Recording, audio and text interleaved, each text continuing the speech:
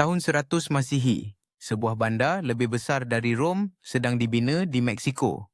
Teotihuacan, bandar gergasi dengan 200,000 penduduk. Siapa pembangunnya masih misteri hingga kini.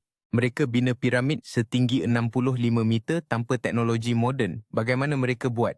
Teotihuacan jadi pusat perdagangan terbesar Mesoamerika. Pedagang dari seluruh benua datang ke sini. Bandar ini dipenuhi kuil dan istana megah. Setiap bangunan dirancang mengikut astronomi tepat.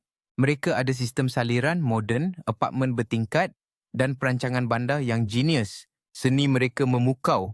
Mural berwarna masih kekal cantik selepas 2000 tahun. Rakyat biasa hidup selesa. Setiap keluarga dapat rumah batu dengan bilik air sendiri. Tahun 550 Masihi, bandar ini runtuh secara misteri. Penduduk tinggalkan semuanya dan hilang. Aztec jumpa bandar ini 800 tahun, kemudian sudah jadi runtuhan. Namanya bermaksud tempat Tuhan dilahirkan. Jangan lupa like, komen dan share ya.